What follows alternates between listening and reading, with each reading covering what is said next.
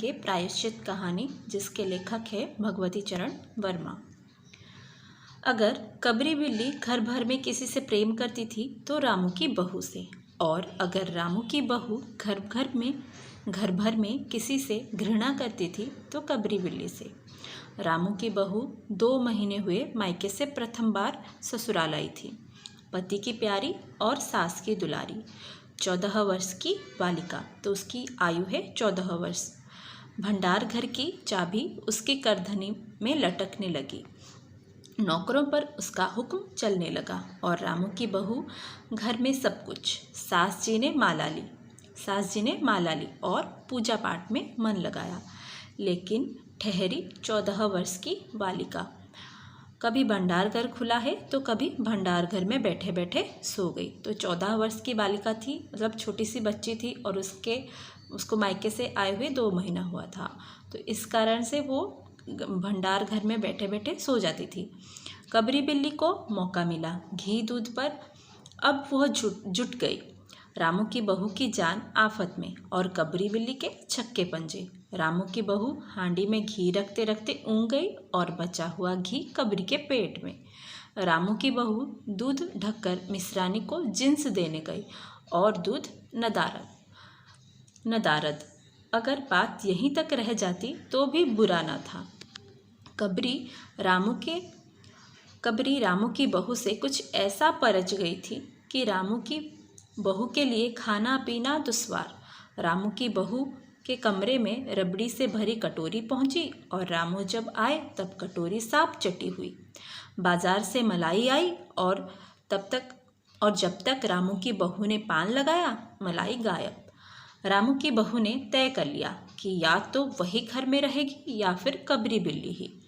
मोर्चाबंदी हो गई और दोनों सतर्क। बिल्ली फंसाने का कटघरा आया। उसमें दूध, मलाई, चूहे और भी बिल्ली को स्वादिष्ट लगने वाली विविध प्रकार के व्यंजन रखे गए, लेकिन बिल्ली ने उधर निगाह तक न डाली। इधर कबरी ने सरगर्मी दिखलाई। अभी तक तो वह रामू की बहू से डरती थी, पर अब वह साथ लग गई, लेकिन इतने फासले पर कि रामू की बहू उस पर हाथ न लगा सके। कबरी के हौसले बढ़ जाने से रामू की बहू को घर में रहना मुश्किल हो गया, क्योंकि वो बहुत उसको परेशान करती थी। उसे मिलती थी सास की मीठी झिड़कियाँ और पतिदेव को मिलता था रूखा सूखा भोजन। एक दिन रामू की बहू ने रामू के लिए खीर बनाई। पिस्ता, बादाम, मखाने और तरह तरह के मेवे दूध में औटाए गए। सोने का वर्क चिपकाया गया और खीर से भरकर कटोरा कमरे के एक ऊंचे ताक पर रखा गया, जहां बिल्ली न पहुंच सके। तो रामू की बहू ने खीर बनाई, जो कि उसने एक ऊंचे ताक पर रखा, मतलब जहां तक बिल्ली ना पहुंच सके। रामू की बहू इसके बाद पान लगाने में लग गई। तो इसके बाद रामू की बहू क्या करती है, पान लगाने में लग जाती है। उधर बिल्ली कमरे में आई। ताक के नीचे खड़े होकर उसने ऊपर कटोरे की ओर देखा। तो पहले वो आई कमरे में और ऊपर वो कटोरे को देखा। फिर देखा कि सूंघा माल अच्छा है। ताक की ऊंचाई अंदाजी। उधर रामू की बहू पान लगा रही है। तो रामू की बहू क्या कर रही थी, पान लगा रही थी। जब खीर खाने के लिए बिल्ली गई तो पान लगाकर रामू की बहू सास जी को पान देने चली गई और कबरी ने छलांग मारी। पंजा कटोरे में लगा और कटोरा झंझनाहट की आवाज़ के साथ फर्श पर। आवाज़ रामू की बहू के कान में पहुंची। सास के सामने पान फेंककर वो दौड़ी। तो वो क्या करती है, सास के सामने पान फेंककर वो दौड़ती है। क्या देखती है कि फूल का कटोरा टुकड़े टुकड़े, खीर फर्श पर और बिल्ली डटकर खीर उड़ा रही है। रामू की बहू को देखते ही कबरी चंपत। रामू की बहू पर खून सवार हो गया। न रहे बांस न बजे बांसुरी। रामू की बहू ने कबरी की हत्या पर कमर कस ली। तो उसने सोचा कि अब उसको कैसे भी करके वो मार के ही रहेगी। रात भर उसे नींद न आई। किस दांव से कबरी पर वार किया जाए कि फिर जिंदा ना बचे। यही पड़े पड़े सोचती रही। सुबह हुई और वह देखती है कि कबरी देहरी पर बैठी बड़े प्रेम से उसे देख रही है। रामू की बहू ने कुछ सोचा। इसके बाद मुस्कुराती हुई वह उठी। कबरी रामू के बहू के उठते ही खिसक गई। रामू की बहू एक कटोरा दूध कमरे के दरवाजे की देहरी पर रखकर चली, तो उसको वो ये जो दूध देकर वो फंसाना चाहती थी। हाथ में पाटा लेकर वो लौटी। हाथ में क्या लेकर लौटी? पाटा। वह लौटी तो देखती है कि कबरी दूध पर जुटी हुई है। मौका हाथ में आ गया। सारा बल लगाकर पाटा उसने बिल्ली पर पटक दिया। कबरी न हिली न डुली, न चीखी न चिल्लाई, बस एकदम उलट गई। आवाज़ जो हुई तो मेहरी झाड़ू छोड़कर, मिश्रानी रसोई छोड़कर और सास पूजा छोड़कर।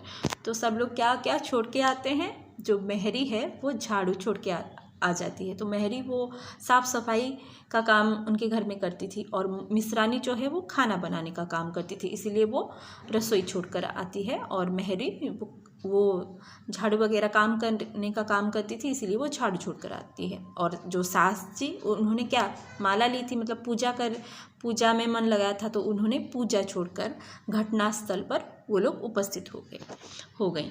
रामू की बहू सर झुकाए हुए अपराधिनी की भांति बातें सुन रही है।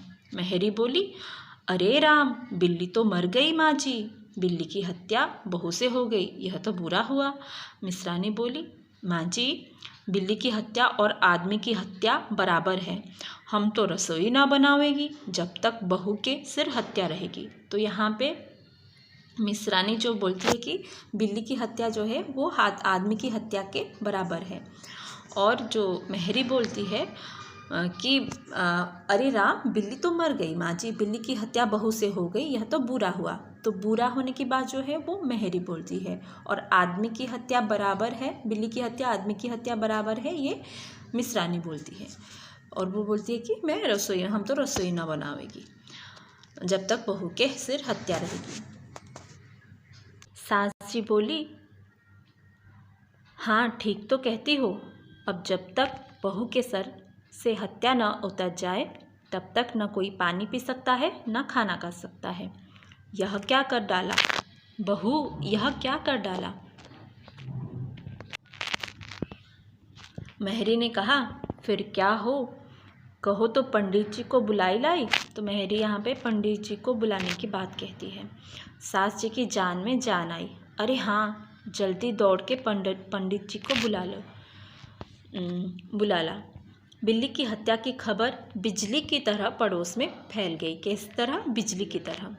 पड़ोस की औरतों का रामू के घर तांता बंध गया। चारों तरफ से प्रश्नों की बौछार और रामू की बहू सिर झुकाए बैठी।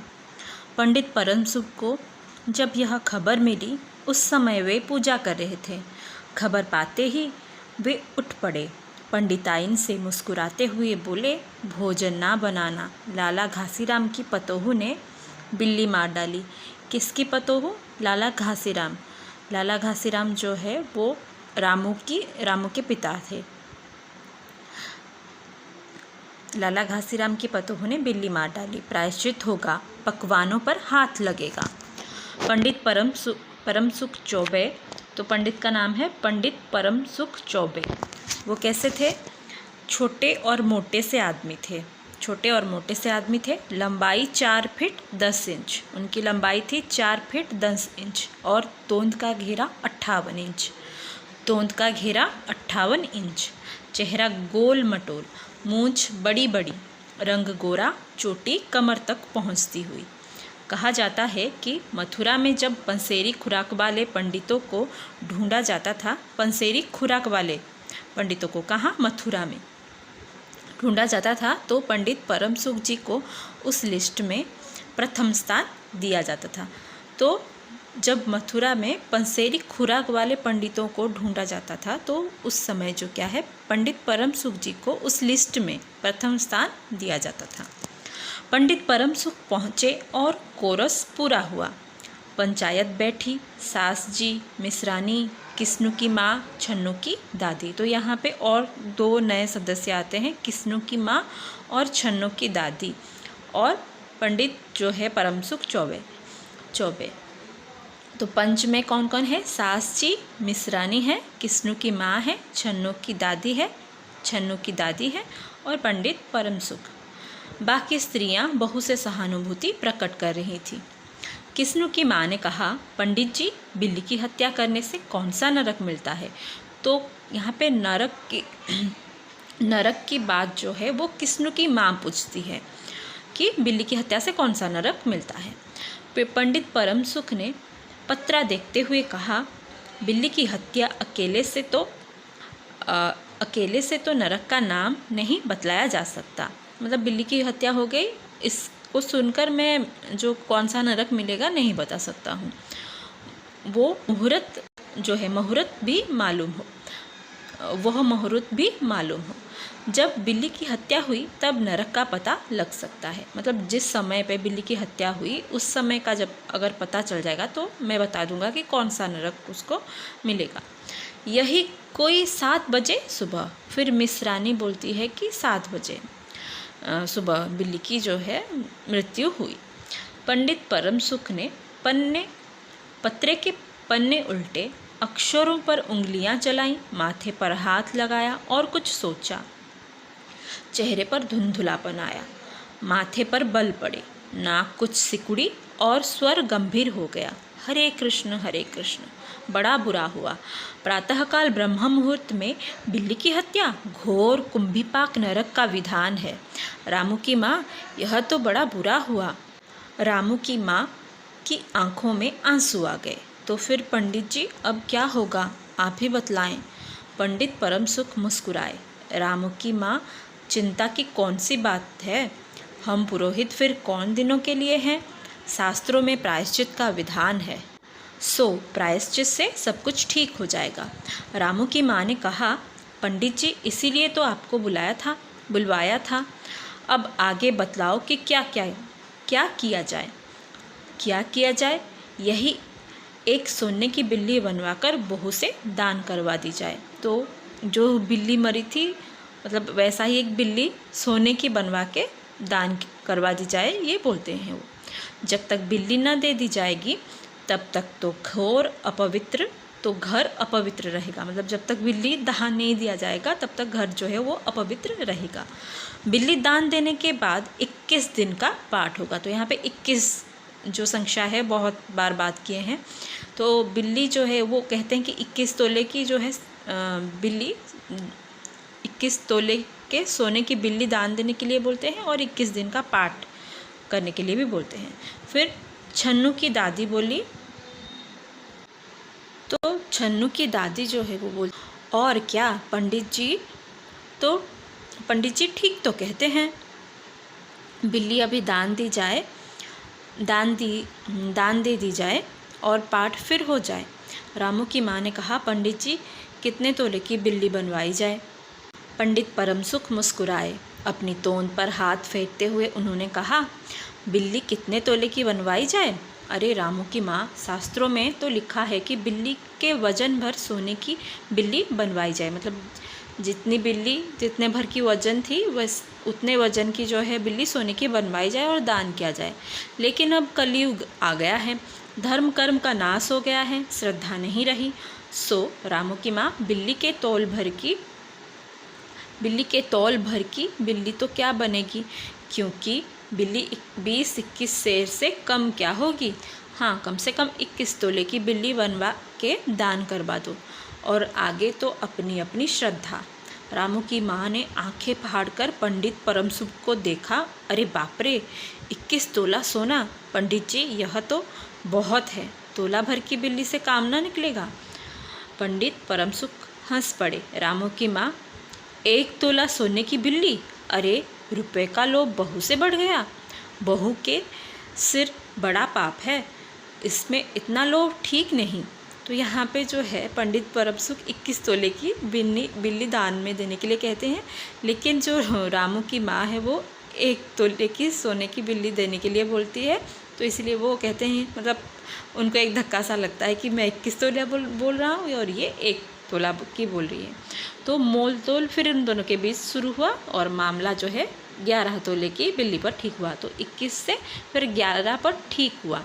पहले बात हुई थी कि 21 तोले की देंगे, लेकिन रामू की माँ नहीं मानी। फिर वो 11 तोले में वो ठीक हुआ कि हाँ 11 तोले की बिल्ली बनवा के हम दान में देंगे। इसके बाद पूजा पाठ की बात आई। पंडित परम सुख ने कहा, उसमें क्या मुश्किल है, हम लोग किस दिन के लिए हैं। रामू की माँ, मैं पाठ कर दिया करूँगा, पूजा की सामग्री आप हमारे घर भिजवा देना। पूजा का सामान कितना लगेगा? अरे कम से कम में हम पूजा कर देंगे। दान के लिए करीब 10 मन गेहूँ, 1 मन चावल, 1 मन दाल, मन भर तिल, 5 मन जौ और 5 मन चना, 4 पसेरी घी और मन भर नमक भी लगेगा। बस इतने से काम चल जाएगा। अरे बाप रे, इतना सामान! पंडित जी, इसमें तो 100-150 रुपया खर्च हो जाएगा। रामू की माँ ने रुआंसी होकर कहा। फिर इससे कम में तो काम न चलेगा। बिल्ली की हत्या कितना बड़ा पाप है। रामू की माँ, खर्च को देखते वक्त पहले बहू के पाप को तो देख लो। यह तो प्रायश्चित है, कोई हंसी खेल थोड़ी ही है। और जैसी जिसकी मर्यादा, मतलब तुम लोग अच्छे घराने के हो तो उसी हिसाब से तुमको दान करना चाहिए। प्रायश्चित में उसे वैसा खर्च भी करना पड़ता है। आप लोग कोई ऐसे वैसे थोड़े हैं, और 100-150 रुपया आप लोगों के हाथ का मैल है। पंडित परम सुख की बात से पंच प्रभावित हुए। किस्नू की माँ ने कहा, पंडित जी ठीक तो कहते हैं, बिल्ली की हत्या कोई ऐसा वैसा पाप तो है नहीं, बड़े पाप के लिए बड़ा खर्च भी चाहिए। छन्नू की दादी ने कहा, और नहीं तो क्या, दान पुण्य से ही पाप करते हैं, दान पुण्य में किफ़ायत ठीक नहीं। तो यहाँ पे छन्नू की दादी 2 बार बोलती है और 2 बार वो दान पुण्य के बारे में कहती है। तो फिर छन्नू की दादी ने कहा, हाँ दान पुण्य से ही पाप करते हैं। मिसरानी ने कहा, और फिर माँ जी आप लोग बड़े आदमी ठहरे। तो बड़े आदमी के बारे में मिसरानी कहती है, इतना खर्च कौन आप लोगों को अखरेगा। तो मिसरानी भाई कहती कि और फिर माँ जी आप लोग बड़े आदमी ठहरे, इतना खर्च कौन आप लोगों को अखरेगा। रामू की माँ ने अपने चारों ओर देखा। सभी पंच पंडित जी के साथ, मतलब जितने जो 5 लोगों में से वो अकेली पंडित जी के विरोध में थी, और सभी और बाकी जो 3 थे वो पंडित जी के साथ में थे। पंडित परम सुख मुस्कुरा रहे थे। उन्होंने कहा, रामू की माँ, एक तरफ तो बहू के लिए कुंभी पाक नरक है और दूसरी तरफ तुम्हारे जिम्मे थोड़ा सा खर्चा है, सो उससे मुंह ना मोड़ो। एक ठंडी सांस लेते हुए रामू की माँ ने कहा, अब तो जो नाच नचाओगे नाचना ही पड़ेगा। पंडित परम सुख जरा कुछ बिगड़ कर बोले, रामू की माँ, यह तो खुशी की बात है। अगर तुम्हें यह अखरता है तो न करो, मैं चला। इतना कहकर पंडित जी ने पोथी पत्रा बटोरा और पंडित जी रामू की माँ को, और फिर जो है दूसरे लोग जो है वो कहते हैं कि अरे पंडित जी, रामू की माँ को कुछ नहीं अखरता, बेचारी को कितना दुख है, बिगड़ो ना। मिसरानी, छन्नू की दादी और किस्नू की माँ ने एक स्वर में कहा। रामू की माँ ने पंडित जी के पैर पकड़े और पंडित जी ने अब जमकर आसन जमाया।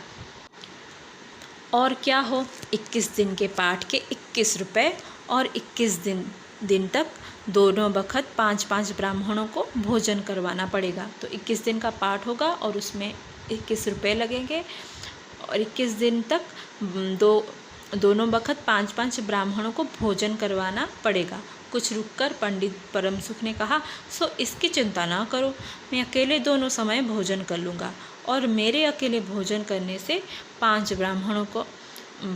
ब्राह्मणों के भोजन का फल मिल जाएगा। तो यहाँ पे फिर जो मिसरानी है वो व्यंग करती हुई कहती है, यह तो पंडित जी ठीक कहते हैं, पंडित जी की तोन तो देखो। मिसरानी ने मुस्कुराते हुए पंडित जी पर व्यंग किया। अच्छा, तो फिर प्रायश्चित का प्रबंध करवाओ। रामू की माँ, 11 तोला सोना निकालो, मैं उसकी बिल्ली बनवा लाऊं। 2 घंटे में मैं बनवा कर लौटूंगा। तब तक सब पूजा का प्रबंध कर रखो, और देखो पूजा के लिए पंडित जी की बात खत्म भी ना हुई थी कि मेहरी हाँफती हुई कमरे में घुस आई और सब लोग चौंक उठे। रामू की माँ ने घबरा कर कहा, अरे क्या हुई री? मेहरी ने लड़खड़ाते स्वर में कहा, माँ जी बिल्ली तो उठकर भाग गई। तो लास्ट में जो है बिल्ली के उठने मतलब भागने की बात कौन कहती है? मेहरी कहती है। तो कहानी समाप्त हुई।